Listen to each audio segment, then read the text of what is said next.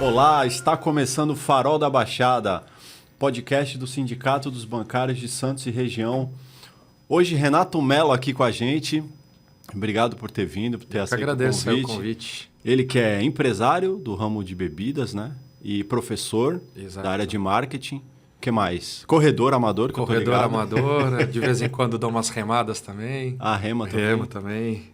E vamos bater um papo de marketing, Claro. né? Separei aqui umas perguntas. Você tem um perfil que é marketing de minuto, Exatamente. que dá umas dicas de marketing, né? Eu criei esse perfil, na verdade, para me atualizar por conta das aulas. Eu dou aula desde 2013. E foi uma maneira de começar a criar conteúdo para os meus alunos, né? Ah, é para os alunos. Eu comecei Eu com esse virei projeto, teu aluno sem saber. Então. Eu comecei com esse projeto. Legal. Porque era tanta atualização que eles começaram a me pedir, né? Toda hora o Instagram muda uma coisa, o Facebook muda outra. Agora tem 1000 redes, né? TikTok e tudo mais. E aí eu comecei a criar muito por conta disso. E aí veio o Reels, começou a ver uma série de outras ferramentas e eu fui criando, legal. né? O marketing está super em alta, né, agora. Com certeza. Ainda mais com rede social.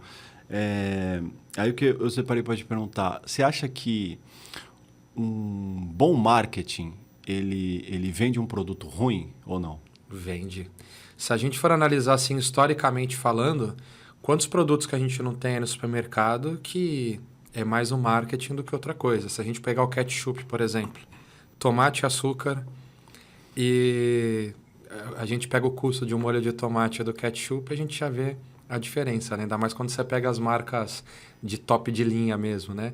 Então, assim, salva alguns produtos, senão que o ketchup seja ruim, pelo amor de Deus, mas dá pra gente entender que o marketing faz a diferença, sim. Mas também não dura, né? Não adianta você... beleza, você vende um produto ruim na primeira vez, mas quem compra identifica que não é um produto legal. Numa segunda, mesmo com esse marketing, não vou comprar mais, né? Então, hoje em dia depende até, né? A gente teve 2 casos agora, com essa explosão de... Muito se fala em algoritmo, alcance, milhões de pessoas. Tem até uma frase que eu ouvi uma vez e eu achei bem interessante, que o algoritmo premia as piores pessoas. São aquelas pessoas que precisam e querem atenção, né? E a gente teve 2 casos aqui, não sei os motivos de ter algum tipo de falha no produto, mas a gente teve a Virgínia e a Boca Rosa, duas grandes players, né, no mercado de influenciadores digitais, milhões de seguidores, e as duas passaram por um processo de cancelamento nos produtos. E aí a da Virgínia acho que foi até pior o resultado assim, de críticas e tudo mais. Eu não lembro do caso delas, o que aconteceu. O pessoal começou a usar os produtos dela e não era bem aquilo que ela estava vendendo. Tá. Ela falou, nossa, eu tenho uma qualidade que vai ser compatível com a da Europa, não tem nada igual no Brasil. E as pessoas foram com uma expectativa muito alta e não tiveram aquela experiência, né? Não cumpriu a expectativa. E aí ela lança uma segunda linha aí de produtos, faz uma live na Torre Eiffel, frente à Torre Eiffel, aquela coisa toda, e vende milhões e milhões de produtos novamente, né? Mesmo tendo aquele efeito. Claro, ela deve ter corrigido, ninguém quer lançar um produto ruim, né? Ela deve ter corrigido, a gente não viu tanto ruído nessa segunda leva de vendas que ela fez, né? Mas com certeza teve uma boa base ali de pessoas que acabou não repetindo a compra, né? Foi um produto novo, né, que ela lançou. Exatamente. E aí, você acha que por outro lado, assim, também acontece, um produto bom, ele é autossuficiente, não precisa do marketing, ele vai sozinho? Hoje em dia é mais difícil, né? Eu acho que falo muito disso para marcas já consolidadas. Então, se a gente pegar hoje, por exemplo, supermercado, nem todo mundo tinha dinheiro para estar na televisão. E antigamente era isso. Se você quer atingir... Ninguém fazia jornal regional. Era televisão e rádio, um jingle bacana e pronto, acabou, né? Então, várias marcas que foram para o supermercado se estabeleceram com um marketing mais contido, que é um layout bem feito, algum tipo de sacada de características e tudo mais, né? Depois, a gente vê aí que várias marcas se consolidaram sem ter tanto apelo de marketing assim, né? Que a gente compra no dia a dia. E até hoje, pela vitrine do marketing, por exemplo, eu nunca vi no Instagram ou num post patrocinado essas marcas voltadas a produtos vegetarianos e veganos. Então, tem a Not Milk, a Nude, mas no supermercado os produtos deles chamam muito atenção e eu já comprei para experimentar, por exemplo. né? Então tem esse outro lado também que às vezes a embalagem ou um negócio mais contido, sem focar muito em Instagram, em likes e tudo mais, pode trazer um resultado também. Outro dia eu vi no Instagram um vídeo tão legal sobre marketing, que era assim, era um deficiente visual, né? Que não foi você que postou, foi uma outra pessoa de marketing. Que ele tinha um cartaz e escreveu, né? Sou cego, me ajuda. E aí as pessoas passavam, deixava poucos centavos, poucas moedas, né? Aí passou uma menina, pegou o cartaz, até a forma de mostrar a história é legal. Ela escreveu outra coisa, assim, aí começou a chover dinheiro. Aí ele perguntou para alguém que estava passando, o que está escrito? Ela escreveu assim, faz um dia lindo e eu não posso ver. E tu vê como faz a diferença, né? Achei tão bacana a história, um detalhe assim pequeno e fez toda a diferença na história. É o que a gente chama de copywriting hoje, né? Copyright? Copywriting, que é uma técnica aí de 1800 e tanto. Lá atrás, um americano chamado Noah Webster começou com esse termo. Agora, com a internet aqui no Brasil, a gente teve uma apropriação desse termo e a gente tem muito isso, a arte da escrita para acelerar um processo, acelerar uma conversão, acelerar uma venda, né? E às vezes são pequenas trocas de palavras que acabam fazendo essa diferença mesmo. Faz a diferença, né? Eu lembro também da campanha de marketing da Mamonas Assassinas, né? Fiquei sabendo, eu não morava em São Paulo, falaram que antes de lançar a banda, o Rick Bonadio escreveu na cidade assim, encoste o seu na parede, vem aí Mamonas Assassinas, né? E genial, porque quando lançou a banda era boa também e estourou, né? E aí na música tem o Manuel Gomes também, da Caneta Azul. Sim. Cara, que é um fenômeno, velho. O cara, eu não sei como é que consegue. Você acha que tem marketing ali? O cara, ele ao mesmo tempo... Cara, é ruim, ao mesmo tempo é bom, é engraçado, você não consegue parar de ver, né? Então, muita gente, eu tenho até visto agora as pessoas procurando pessoas especialistas em viralizar, né? E eu comparo muito esse mercado de viralização até com o mercado da música mesmo, né? Quantos artistas não viraram, né, One Hit Wonder, uma música só, nunca mais conseguiram sucesso e com qualidade, né? Então tem muito do negócio natural. Então, se a gente for ver, o tanto da Caneta Azul, a gente tem mais antigos, a gente teve o Para Nossa Alegria, que bombou por um tempo. Agora, mais recente, o Luva de Pedreiro está no prêmio de melhor do mundo da FIFA, né? A gente dá uma olhada em todo esse crescimento e trajetória, e o Luva de Pedreiro nunca teve marketing. Ele foi ele mesmo e isso impulsionou o resultado porque as pessoas gostaram de maneira natural, né? E hoje tem se cobrado muito isso, que as pessoas sejam muito naturais. Eu brinco até que eu tenho a sensação, duas pessoas assim, que se eu ver, faz de conta, imagina que eu estou no aeroporto, eu encontrar o Defante ou o Whindersson Nunes, eles vão ser a mesma pessoa do Instagram, ali vão fazer uma festa, vão contar uma piada. É uma percepção que eu tenho, né? Pode ser que o cara, sai daqui, não quero nada, né? Mas é uma sensação, passa esse universo de naturalidade, né? E eu acho que isso faz muita diferença em termos de conexão. Óbvio, tem gente que tem uma oratória incrível, que tem todo um marketing, discurso, neurolinguística e consegue manipular boa parte das pessoas, mas eu acho que isso não se sustenta a longo prazo. Eu acho que o futuro, cada vez mais, como a gente está vendo com inteligência artificial e uma série de coisas, acho que o futuro vai ser quem conseguir ser mais natural possível. A verdade vende mesmo, né? Quando você vê um negócio ali que é meio falso, né, já cai um pouco. Existe também umas ações que é um marketing velado, né? Na internet tem muito isso e é difícil de perceber, né? Você vê ali um negócio que aparentemente não tem uma estratégia por trás, mas tem, né? Tem. Então, só para a gente tomar cuidado, existem propagandas indiretas, digamos assim. Hoje, até você citou a minha conta do Instagram, eu vou atualizando quanto dá, né? Porque a nossa agenda é uma loucura, não dá para ter quando a gente vai fazer para a gente só, né? A gente, às vezes, falta um pouquinho de tempo.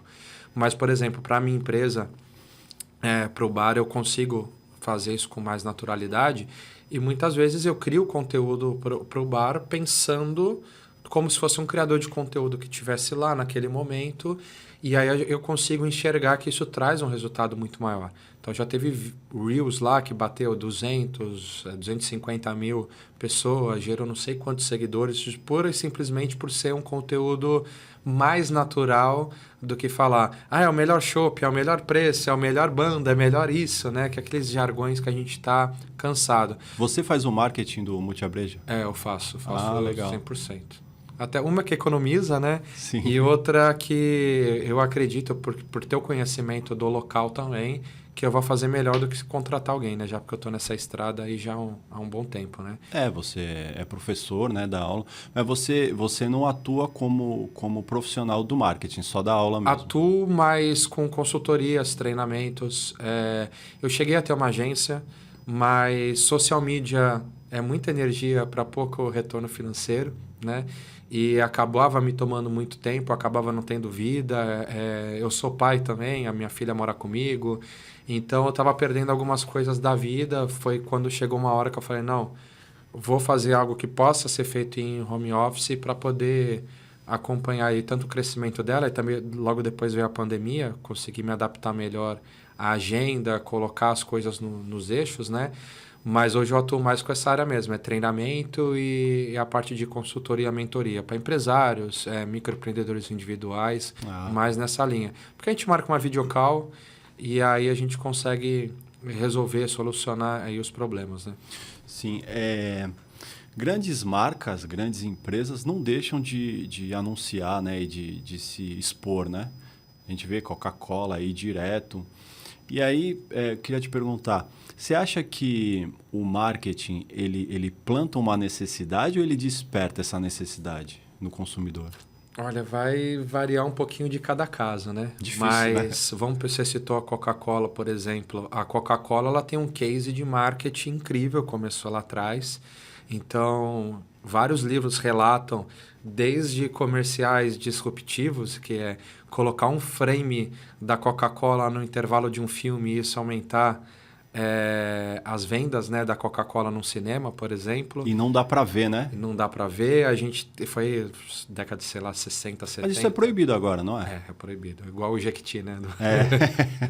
É. Aí a gente teve também a questão de... Eles têm um estudo para saber quantas bolhas vão no copo, quantos cubos de gelo vão no copo. Os Estados Unidos investem muito na parte de ressonância magnética para saber como que o cérebro da pessoa está reagindo de acordo com essa mensagem que é transmitida, né? E a Coca-Cola tem muito disso. E até eu pergunto para meus alunos muitas vezes assim, qual que é o maior concorrente da Coca-Cola? E aí eles respondem, Pepsi. Eu falo, é a água. A água? A água. Por quê? Se você for dar uma analisada, a Coca-Cola ela atua no mesmo segmento da Pepsi? Atua. Só que o número de vendas aqui no Brasil é totalmente diferente. Agora pensa assim, aqui em Santos chega a bater 40, 42 graus. Imagina que você está na rua agora, sai daqui, né, centro da cidade, bombando, e aí você passa num boteco, em alguma coisa, tem um anúncio lá de uma Coca gelada trincando. É esse tipo de marketing que eles vão atuar. A Coca-Cola, para a tua necessidade, ela vai ser uma das piores recomendações para matar a sede. Mas ela desperta aquele sentido de vontade. Aí você acaba tomando a Coca-Cola, que inclusive até vem menos ml do que uma água de 500 ml, do que a água. Então, muitas vezes eles vão atuar nesse sentido.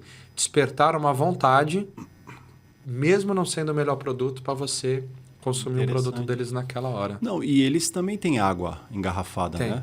A própria Cristal, né? Deve ser pensando nisso, assim, tipo, ou vai no refri ou vai na água, compra comigo, né? Mas eu te perguntei de despertar pelo seguinte, por exemplo, eu vou comprar um carro para trabalhar em São Paulo. Tem uma série de carros. Qualquer carro serve, qualquer carro. Um que me leve daqui até lá, né? E aí o que faz a diferença talvez seja o marketing que eu veja, né? O que está mais exposto. E a gente teve vários casos, assim, bem interessantes, né? A gente teve casos já de carro construído para o público feminino, quando a gente tem aquela quebra do padrão, o marido vai trabalhar e a mulher fica em casa, né? A gente teve aquela quebra de conceitos. A mulher vai para o mercado de trabalho, ela começa às vezes a ganhar mais que o marido, e aí tiveram vários carros que tentaram se aproveitar justamente desse momento, né? Já tivemos carros até que com uma mensagem um pouco mais indireta, usando semiótica e tudo mais, para pegar um público LGBT que movimenta bilhões aí só no Brasil, né? Então, muitas vezes eles vão atuar. E agora a gente tem até os próprios carros elétricos, né? Sim. Do dia para a noite surge uma BYD e todo mundo só se fala nisso. Você assiste Olimpíadas, era só propaganda deles, né? Então, você vê já Vai mudando, um outro né? conceito, Hoje em dia, você acha que é possível fazer uma ação de marketing sem rede social? Impossível, né? Não acho que é impossível, não. Eu até vou te explicar muito o que acontece, né? A gente ficou muito preso achando que rede social é o único caminho. E a gente fica muito focado nisso, né? Vou até falar por experiência própria. Eu fiz um evento maior do que o tamanho lá do bar, lá no Arena Club, no Canal 1. E aí, na hora de fazer esse evento, um evento eu tive rádio, no outro eu não fiz rádio, fiz só rede social. Interessante. O evento que teve rádio movimentou muito mais venda de ingressos, movimentou muito mais coisas. Sério? Exatamente. Olha só. Então, assim, eu acho que é um pool de comunicação, né? Uma comunicação que a gente chama de 360, que a gente precisa estar ocupando todos esses espaços. E a gente viu agora, a gente tem um fenômeno de marketing em termos assim nos cinemas, que foi o Deadpool com o Wolverine. E se a gente for ver o estudo de marketing, as melhores ações do filme, que é o filme de maior bilheteria desse ano, a melhor estreia de bilheteria da história do Ryan Reynolds e do Hugh Jackman, e as maiores ações foram offline. Então a gente pega desde a Heinz, que misturou o ketchup e a mostarda brincando com a roupa dos dois, né, vermelho e amarelo, adesivaram um carro de Fórmula 1 e cada piloto da Alpine estar com um capacete relacionando a um dos personagens, né, dos super-heróis. E a gente começa a ver na Times Square ação, a gente viu várias ações assim feitas offline e a rede social praticamente foi mais a divulgação dessas mesmas ações ou trailers do filme ou cortes do filme, né? Então, sim, é possível. A gente tem a Burger King agora que ela está trabalhando o buzz marketing, mas com comerciais com muito mais cara de TV, mas para bombar na rede social com o time certo. Então, fizeram com a Larissa Manoela, com o Kid Bengala. Então, a gente vê que ainda há muito espaço que as pessoas muitas vezes não estão explorando. E até, só para concluir, a gente teve recentemente no próprio Big Brother, tanto o Kawaii quanto o TikTok patrocinando o Big Brother. Verdade. A gente viajar de Picon indo para a Globo para poder ter mais alcance. Agora o Fred do Desimpedidos contratado pelo Sport TV. Então essas marcas não fariam esse movimento se não fosse algo muito maior ali para elas, né? Mas qual a tua avaliação? Quando você fez, por exemplo, a ação no rádio e na internet, foi o mesmo público ou público diferente? Então, na rádio é um pouquinho difícil da gente medir, né? Hoje na internet a gente tem métrica de praticamente tudo. A gente seleciona quem que a gente vai atingir, então fica um pouquinho mais fácil da gente ter esse controle, né?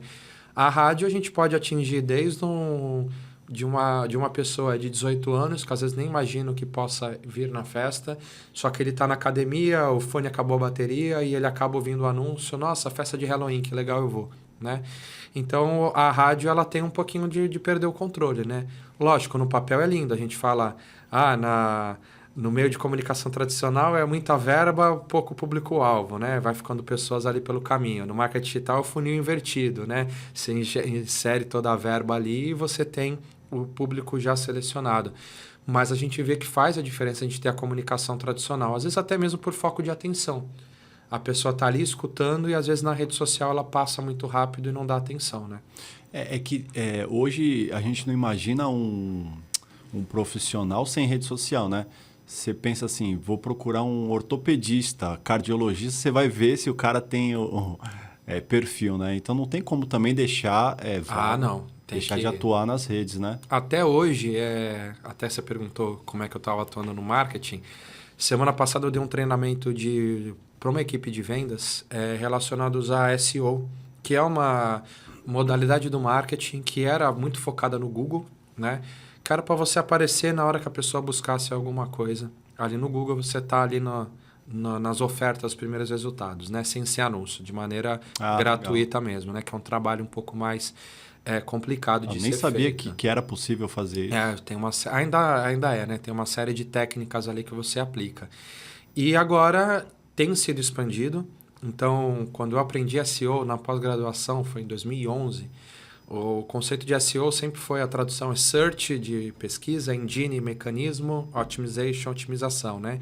Então, era de engine, de mecanismo. E agora já estão falando, tirando o engine e colocando everywhere. Então, otimização de busca onde quer que ela aconteça. Então, porque o comportamento de busca mudou. A geração Z hoje, ela tem pesquisado, isso foi dado do próprio Google, cerca de 40% da geração Z faz uma busca no TikTok ou no Instagram, ao invés de buscar no Google. E ficou bem latente isso para mim. Fui fazer uma viagem ano passado para Curitiba. A minha filha está com 16, mas tinha 15 na época. E tem um grupo, né? Eu, ela e a minha esposa. E aí manda-se no grupo o roteiro da viagem, as coisas que a gente quer fazer e tudo mais. Eu e minha esposa mandando artigos, minha filha mandando só vídeo do TikTok. E a experiência do TikTok muitas vezes acaba sendo melhor. Porque você está vendo um criador de conteúdo entrando no local, mostrando realmente como é que o local é. E muitas vezes você fica preso nos artigos a uma foto, ou você vai no mapa, é aquelas fotos mal tiradas dos próprios clientes que estão ali. E aí você tem uma apresentação muitas vezes muito melhor ali no TikTok, né? A gente estava falando de público da rádio, né, e da rede social. Eu lembrei do público do Face e o público do Instagram. Parece que é cada vez mais claro, assim, terceira idade está mais no Face, né? E o pessoal de meia idade no Instagram. É isso mesmo? Na verdade, não, tá? Eu até vou te explicar por quê. A gente tem vários tipos de comportamento. Então, até se a gente for falar, existem lugares do Brasil onde rede social quase ninguém tem, ou praticamente não atualiza. Então, o Brasil está batendo aí, né, mais de 200 milhões de pessoas, o IBGE atualizou recentemente. É um país muito grande, então fica um pouco difícil da gente conseguir medir todos esses tipos de comportamento. Óbvio que é um movimento natural, a gente começa por uma classe A, B e até um pouquinho da C mais elitizada e com acesso a maior tecnologia. O próprio Instagram era exclusivo do iPhone há 10 anos atrás, né? Depois ele faz um movimento para o Android. E até agora o Instagram cria o Threads, que é uma rede parecida com o Twitter. E o Twitter está nessa guerra política aqui no Brasil. E aí muitas pessoas estão falando, nossa, vai abrir o portão do inferno e vai vir todo mundo do Twitter para cá, né? Então a gente vê que tem esses comportamentos acontecendo. E é muito natural a gente começar por esse público mais jovem, de uma classe mais alta e conectado, e vai fazendo movimentos exteriores. Então, a mãe conhece por conta do filho, daqui a pouco a vozinha está usando, e aí até chegar na vozinha tem esse caminho todo pela frente, né? Então, esse processo de envelhecimento das plataformas, muitas vezes acontece isso. Minha própria mãe, ela tem Facebook, mas não tem Instagram, não tem paciência e tal, ela gosta só de ficar ali no Facebook. Por isso que eu perguntei, a minha também tem o Face, ela tem um Insta, mas também não entra muito. Ela deixa... Ela nem estava me seguindo no Instagram, porque ela nem mexe, só tem a conta lá. Mas o mais engraçado é que, assim, o que eu aprendi até como profissional de marketing, eu passo isso para os alunos, né? A gente tem que se fundamentar muitas vezes em dados.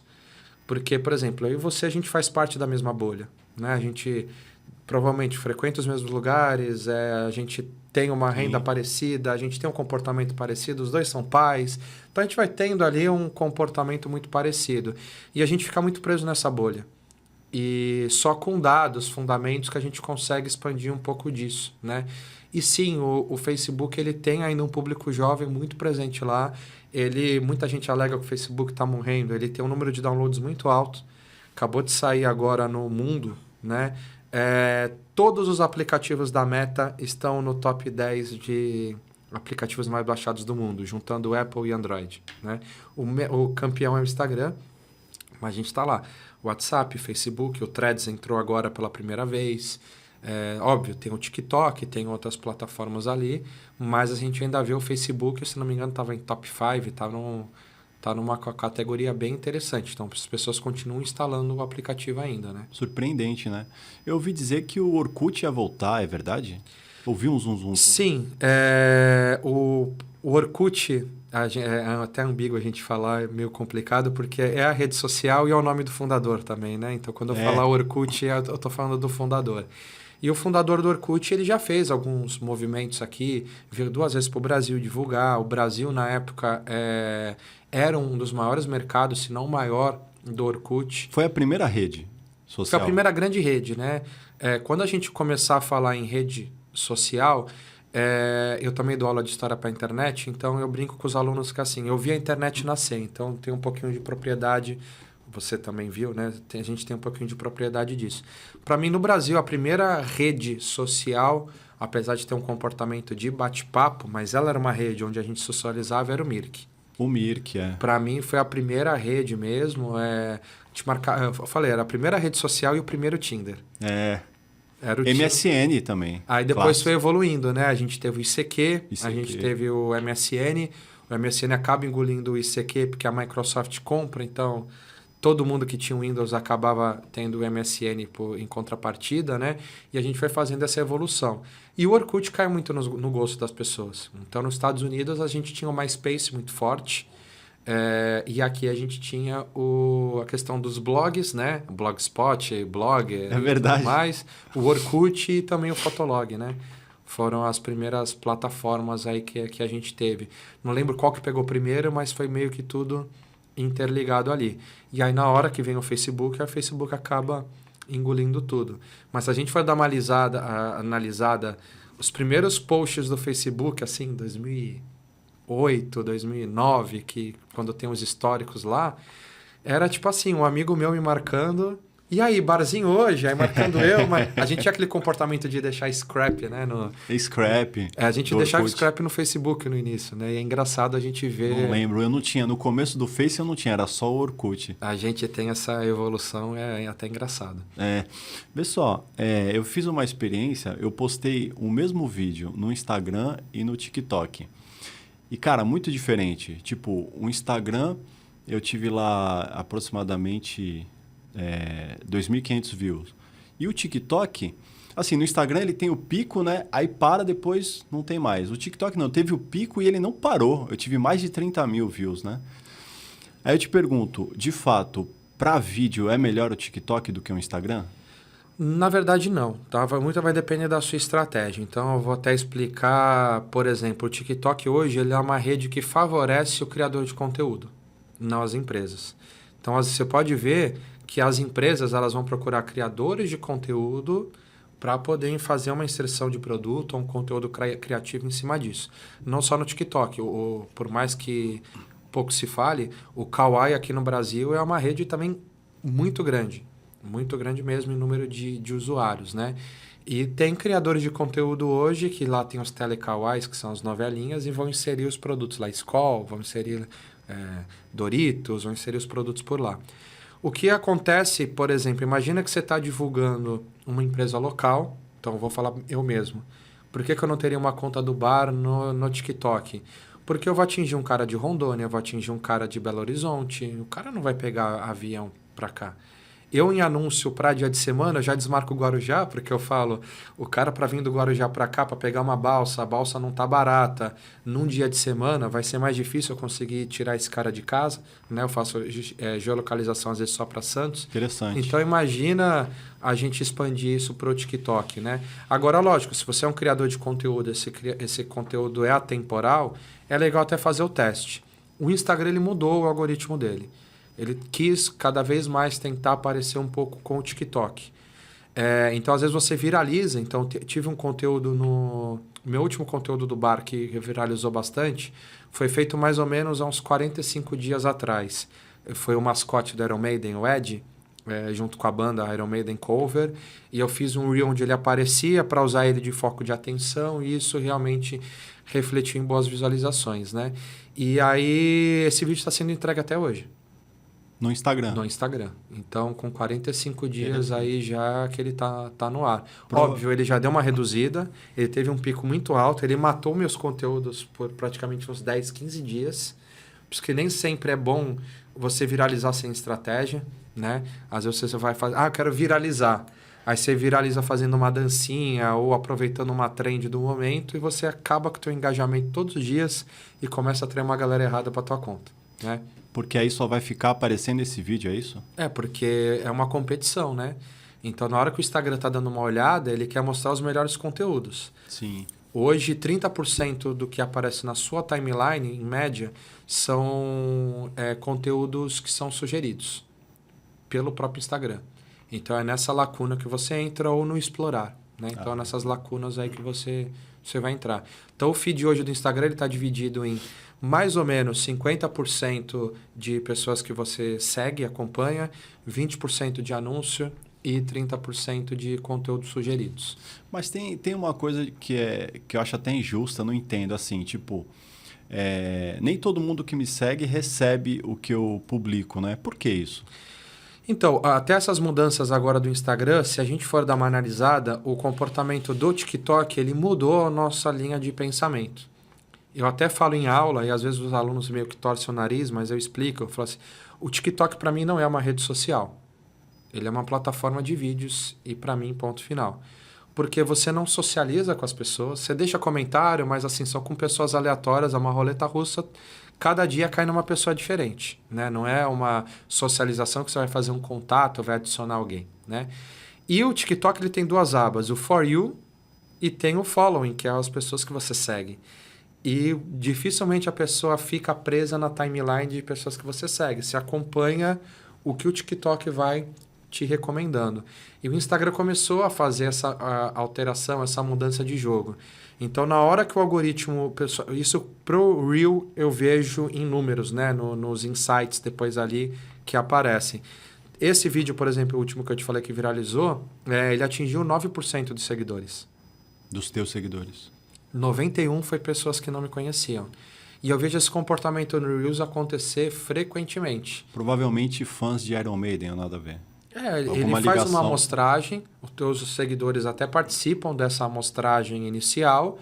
Se eles não começam a interagir, o Instagram vai atrás de pessoas que vão interagir. Tá. E aí a lógica dele de inteligência artificial, todo mundo quer tentar entender o algoritmo, mas não existe isso. Ele é alterado todo dia por pessoas diferentes.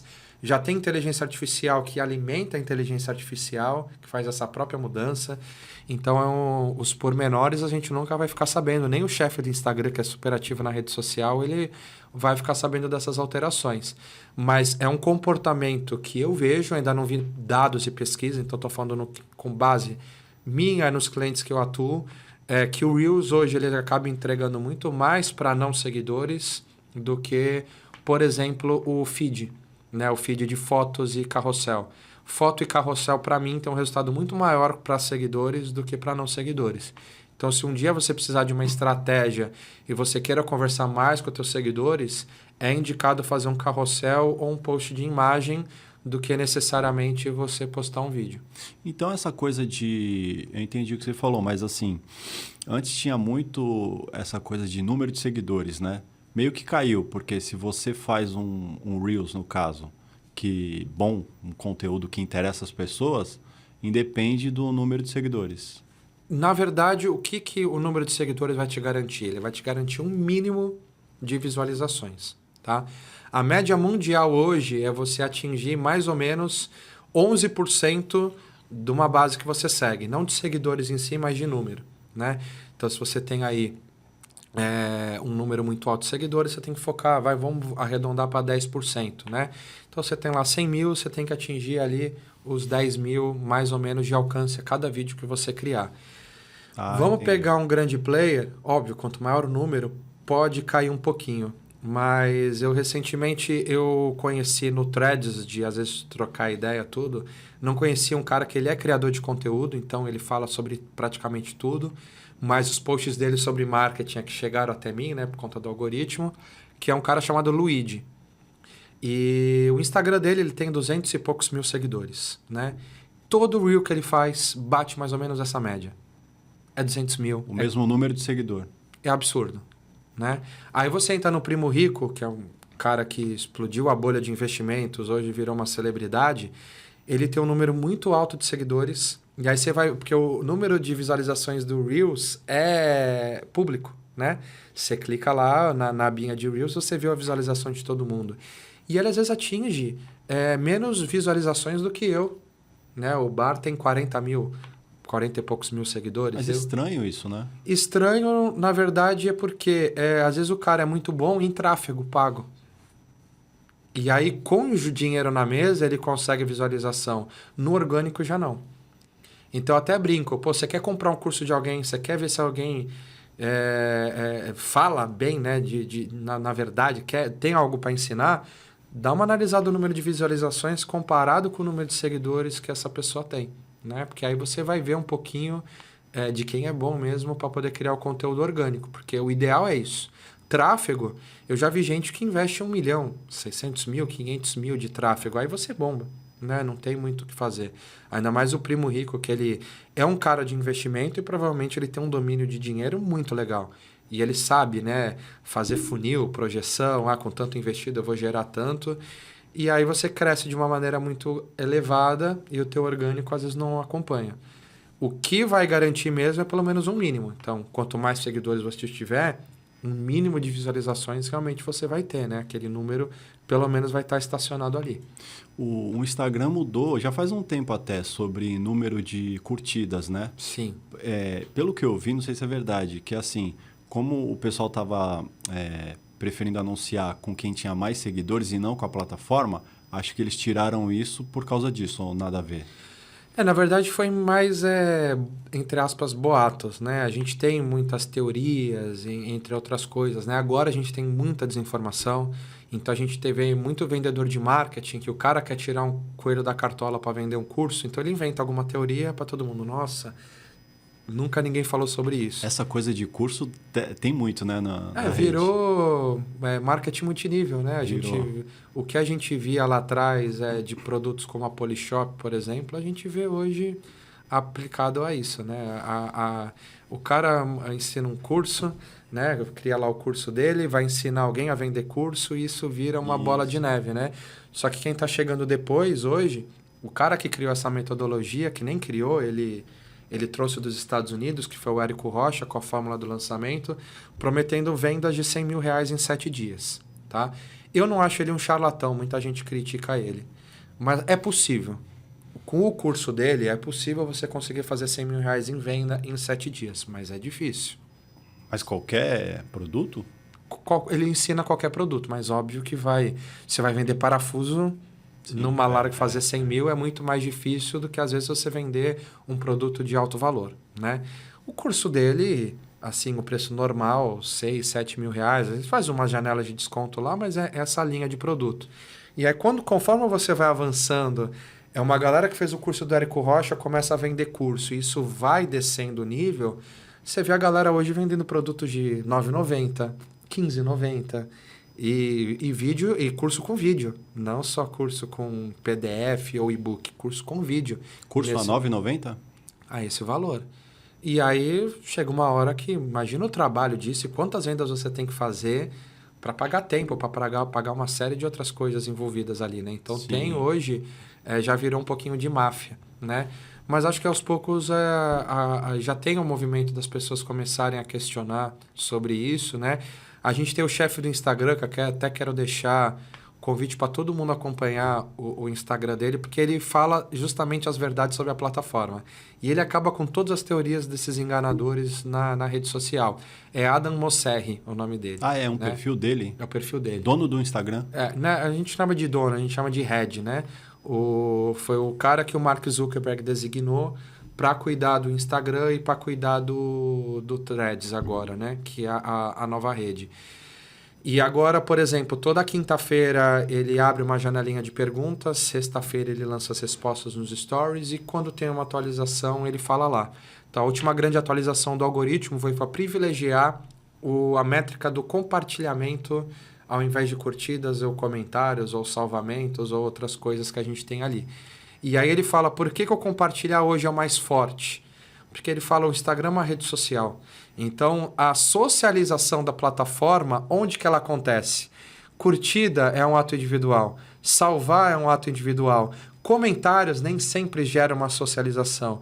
Agora, na hora que você compartilha um vídeo com um amigo ou com alguém no direct, automaticamente essa pessoa vai iniciar uma conversa com você sobre esse assunto. E é só você ver o comportamento que acontece contigo. Quantas vezes uma pessoa não lembra de você por algo, não te envia algo no direct e vocês começam um diálogo por conta daquele assunto, né? Então, é até legal a gente Interessante, entender rede um pouco social, disso. né? A essência. Legal. E aí, justamente hoje, o ato de compartilhar é o que tem o maior privilégio ali dentro do Instagram. A Lê vai fazer uma pergunta? O Renato, eu vi um vídeo seu recente falando mais ou menos sobre isso. Acho que agora eu estou entendendo, porque tem essa campanha de... se você tem um amigo que faz qualquer coisa, música, dancinha de TikTok, ajuda o cara, curte, não custa nada, né? E você meio que quebrou isso, falando que nem sempre esse tipo de atitude ajuda. Seria por isso? Muito por isso. Então, eu vou dar um exemplo clássico, por exemplo, assim, de um segmento mais nichado, digamos assim, né? Então, por exemplo, a minha esposa atua trabalhando como representante de vendas farmacêuticas para animais, né? E aí, como que você entra... Eu vejo muitas pessoas falando em clínicas, vou abrir uma clínica e tudo mais. Legal que a pessoa é tua amiga, mas assim, ela vai indicar uma veterinária especialista em cardiologia. Ela está ali recebendo conteúdo o tempo todo. Ela não vai interagir, porque às vezes é algo complexo. Ela não tem um animal em casa, não vai interagir. É muito específico, né? E ela está recebendo aquele conteúdo o tempo todo, ela está fazendo parte do campo de amostragem. Então, na hora que um amigo seu ele te segue automaticamente, ele vai fazer parte desse grupo de amostragem. E se ele não interagir, isso acaba sendo desconstruído. Apesar que eu deixo claro no vídeo que, assim, os grandes amigos, eles vão compartilhar, vão fazer uma propaganda, né, quando precisar de alguma coisa. Mas na rede social hoje, dificilmente alguém tem menos de 500 seguidores, menos de 1.000 seguidores. É uma base para todo mundo. E aí, às vezes, você pede para a pessoa te seguir, essa pessoa vai com a sua cara, porque ela está te seguindo, né? Ela começa a seguir o teu perfil empresarial, só que ela não tem uma proximidade tão grande, ela não vai interagir e aquilo vai acabar te atrapalhando muitas vezes, né? Então, o ideal, muitas vezes, é você fazer um crescimento com o teu público do que necessariamente atrair pessoas que não fazem parte do seu público-alvo. E a gente pode expandir isso para sorteio. Sorteio é uma das piores coisas que você pode fazer na sua rede social. Uma que é proibido desde 2013, se eu não me engano. Na época era o Guido Mantega, ele fez uma portaria proibindo promoção em concurso cultural dentro da rede social. A rede social pode ser só canal de veiculação, não pode ser meio de sorteio. Por mais que você faça uma live super bem intencionado, tudo mais é proibido. E você traz pessoas que querem o prêmio e não muitas vezes consumir o conteúdo o seu em si, produto, né? Então... No caso, por exemplo, quem é profissional liberal, então a pessoa tem a vida pessoal e tem a vida profissional. Você acha que... Porque tem umas teorias assim, que a pessoa não deve, por exemplo, só postar uma coisa, só do trabalho, ou só a vida pessoal, que deveria ter uma mescla. Você acha que, assim, para um profissional liberal, o ideal seria ter 2 perfis, ou um já resolveria? Eu acredito que, assim, vai depender muito do perfil da pessoa. Então, por exemplo, eu sou uma pessoa que eu gosto de postar bastante. Então, no story, às vezes eu posto uma piada... posto uma brincadeira, né? Então, eu vou postando o que der na telha, na minha conta pessoal. E eu não quero me privar disso, toda hora eu ter que ficar pensando no que eu vou postar, por conta de, um cliente se vê isso, uma pessoa se vê aquilo, não vai gostar e tudo mais. Então, eu sou uma pessoa que eu prefiro ter 2, por isso que eu criei um marketing de minuto e eu tenho a minha conta pessoal, né? Ainda tem outros perfis que eu uso para teste e tudo mais, de clientes e tudo mais. Agora, se é uma pessoa que realmente ela é low profile em termos de rede social, não gosta de aparecer tanto, faz um post, às vezes, no aniversário da esposa, no aniversário da filha, ou numa conquista, às vezes, pessoal, comprou uma casa, comprou um carro, que é um negócio bacana, aí até pode ser ela conseguir administrar um perfil só, né? Mas ela vai ter que pensar um pouco, que a partir do momento que você está pensando disso de maneira profissional, você tem que extrair o melhor de resultado daquela plataforma. Então, não adianta nada você ficar focando muito em termos angariar amigos, que a gente acabou de falar. Tem que ter uma estratégia ali por trás. Eu acho que o ideal mesmo seria você ter os perfis separados. Apesar que no perfil profissional, volta e meia, é legal você postar alguma coisa pessoal sua. Hoje em dia tem um pessoal que leva a vida como um influencer, né? É uma coisa meio que nova agora, né? Sim. Te fazer 2 perguntas. Primeiro, você acha possível alguém começar do zero e virar influencer e viver disso? E segunda, você acha que essas pessoas trabalham mais para a plataforma do que para si? Boa pergunta. Vamos pelo início, né? É uma profissão nova, mas ao mesmo tempo hoje ela, por ter grandes players no mercado, ela começa a se tornar algo difícil de você conseguir a longo prazo ter um resultado ali. Então, assim, sem tráfego pago, o crescimento vai ser bem lento. Então, se a pessoa quer viver disso, então vamos assim, eu quero ser engenheiro. O que você vai fazer? Você vai fazer uma faculdade. Quantos R$ 1.000 custa uma faculdade? Então, é mais ou menos essa conta que você tem que fazer. Vai ser mais barato que a faculdade, claro, mas você vai ter que fazer um investimento na divulgação do seu produto e em cursos, né? Para você aprender o funcionamento da plataforma e tudo mais, para você ter um controle, né? Essa que seria a primeira grande jogada, a primeira parte da sua pergunta. Num segundo momento, quando a gente fala de se a pessoa trabalha para a plataforma ou não, hoje, por exemplo, grandes players do mercado acabam ganhando muito mais por fora do Instagram do que dentro do Instagram. Até porque o Instagram tem monetização lá fora, aqui no Brasil ainda não tem uma maneira de você ganhar mesmo uma boa grana dentro do Instagram. Tem doação, tem assinatura, tem isso, tem aquilo que você pode fazer, mas ainda é algo um pouquinho restrito, né? Então, na verdade, as pessoas conseguem usar a plataforma, se alavancar e ter um resultado, né? Não entrando no meio para a gente não ficar acalorado e não desviar o foco, mas a gente viu que hoje, se a gente analisar o candidato a prefeito de São Paulo hoje, o Instagram trabalhou para ele, não ao contrário.